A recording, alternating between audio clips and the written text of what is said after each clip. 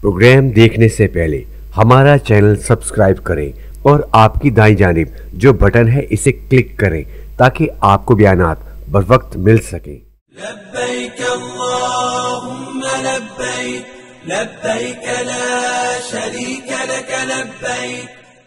औज़ु बिल्लाहि मिनश शैतानिर रजीम। बिस्मिल्लाहिर रहमानिर रहीम। अल्लाहुम्मा सल्लि अला मुहम्मदिन व अला आलि मुहम्मदिन व बारिक व सल्लिम व सल्लि अलैहि। अल्लाहु अकबर ला इलाहा इल्लल्लाहु वल्लाहु अकबर वलिल्लाहिल हम्द। सामीन मोहतरम, अहकाम व फ़ज़ाइल कुर्बानी के सिलसिले में आज आपके सामने कुर्बानी के जानवरों की तफसील बयान की जाएगी कि किन जानवरों की हम कुर्बानी कर सकते हैं, उनकी नौइयत और सूरत क्या होनी चाहिए और एक जानवर में ज़्यादा से ज़्यादा कितने हिस्से डाले जा सकते हैं। ये वो सवालात हैं जिनके जवाबात इस प्रोग्राम में आपके सामने पेश किए जाएंगे। कुर्बानी के जानवर में ऊँट, गाय और बकरी हैं।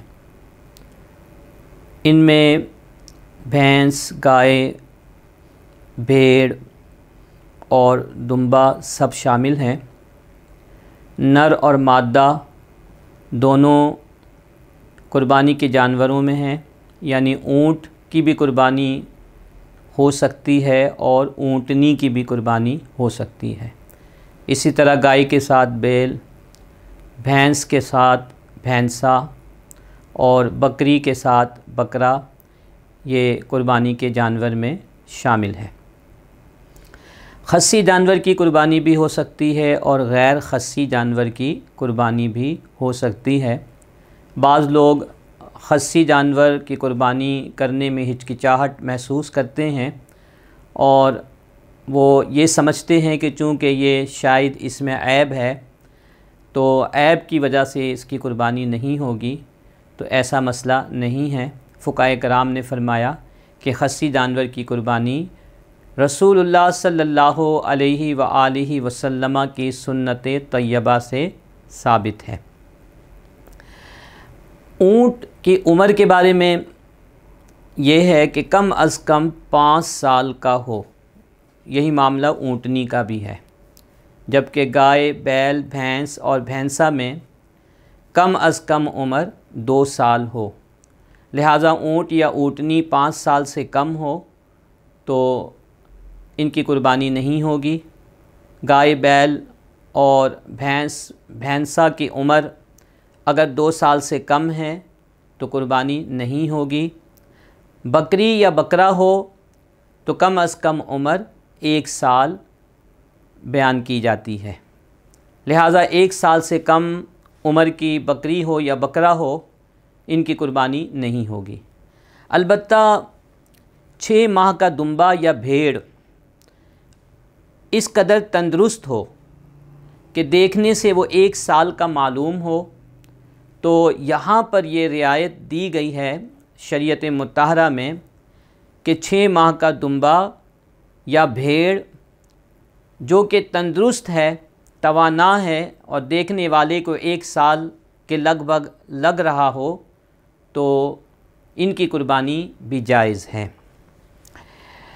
अब छोटे जानवर में जैसे बकरी है, बकरा है, दुम्बा है, भेड़ है, इसमें एक ही हिस्सा हो सकता है, एक ही शख्स की तरफ से कुर्बानी हो सकती है, एक से ज़ायद हिस्से नहीं डाले जा सकते। जबकि बड़े जानवर में जैसे ऊँट है, ऊँटनी है, गाय, बैल वग़ैरह में एक से ज़ायद हिस्से भी डाले जा सकते हैं।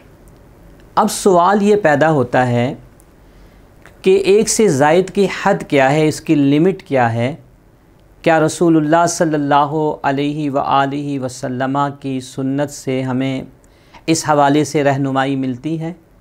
तो यकीनी तौर पर रहनुमाई हमें मिलती है। चुनाचे सही मुस्लिम किताबुल हज हदीस नंबर 1318 है और हदीस मुबारक के रावी हज़रत जाबिर बिन अब्दुल्ला रदियल्लाहु ताला अन्हु हैं। आप फरमाते हैं कि हजजना मआ रसूलिल्लाहि सल्लल्लाहु अलैहि वसल्लम कि हमने रसूलुल्लाह सल्लल्लाहु अलैहि वसल्लम के साथ हज किया। फ़नहरनल बईर अन सबअतिन वल बक़रत अन सबअ, तो हमने ऊँट और गाय को 7 अफराद की तरफ से ज़िबा किया। तो इस हदीस मुबारक से ये साबित हुआ कि जो मैक्सिमम हिस्सों की तादाद है, लिमिट है, वो 7 है। लेकिन इसका हरगिज़ ये मतलब नहीं कि अगर बड़े जानवर में 7 से कम अफराद शामिल होना चाहें या 7 से कम हिस्से डालना चाहें तो वह ऐसा नहीं कर सकते, या पूरा एक जानवर एक शख्स ही करना चाहे तो वह ऐसा नहीं कर सकता। तो ऐसा मसला भी नहीं है। ये ज़्यादा से ज़्यादा की हद बताई गई, लेकिन अगर इससे कम लोग मिलकर 5 अफराद, 4 अफराद, 3 अफराद मिलकर भी पूरा जानवर करना चाहें तो शरीयत मुत्तहरा में इसकी इजाज़त है। यहाँ तक कि अगर एक शख्स पूरा जानवर करना चाहे तो वो भी ऐसा कर सकता है। जब जानवर में एक से ज़ायद लोग हों, मिसाल के तौर पे 7 अफराद हैं या 5 या 4 अफराद हैं, तमाम सूरतों में एक बहुत अहम मसला जो हमारे पेश नज़र रहना चाहिए वो ये कि जितने भी शुरका हैं उनका हिस्सा जानवर की जो भी कीमत है उसके 7वें हिस्से से कम ना हो। मिसाल के तौर पर एक जानवर किसी ने लिया और उसमें 7 अफराद हैं और उसकी कीमत है 98,000 रुपये। तो अब चूँकि ये मैक्सिमम तादाद यहाँ पर पूरी हो चुकी है और 98,000 का जानवर है, तो फ़ी हिस्सा अगर हम निकालेंगे तो फ़ी हिस्सा 14,000 रुपये का होगा। अब ये 7 अफराद में से हर एक पे लाजिम है कि वो 14,000 रुपये मुकम्मल शामिल करें। अगर किसी ने ज़्यादा लगाया और किसी ने कम लगाया तो ऐसी सूरत में किसी की भी कुर्बानी नहीं होगी। ये बहुत अहम मसला है, किसी की भी कुर्बानी नहीं होगी। इसी तरह फ़र्ज़ करें कि 5 अफराद हैं और 98,000 रुपये का जानवर है, तो अगर 5 अफराद में 98 को बराबर बराबर तकसीम किया जाए तो फ़ी हिस्सा 19,600 रुपये बनेगा। तो अगर बराबरी के साथ ये करना चाहें तो 19,600 हर एक मिलाएगा और हर एक बराबरी के साथ शरीक हो जाएगा। लेकिन अगर कमी बेशी करना मकसूद हो तो इस सूरत में ये बात बहुत अहम है कि उन 5 में से किसी का भी हिस्सा 14,000 रुपये से कम ना हो, क्योंकि 14,000 जो है वो 7वें हिस्से के बराबर है।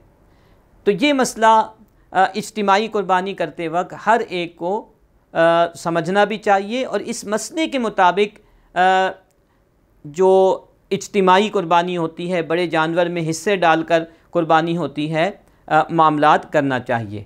आम तौर पर जब हम रिश्तेदारों में इस तरह कुर्बानी करते हैं, मिलाकर कुर्बानी करते हैं, तो बाज़ औक़ात इसमें कोताही हो जाती है कि कुछ ज़्यादा पैसे लग जाते हैं जानवर की ख़रीदारी में और पहले ही लोगों ने एक अंदाज़े के मुताबिक पैसे जमा ले लिए होते हैं।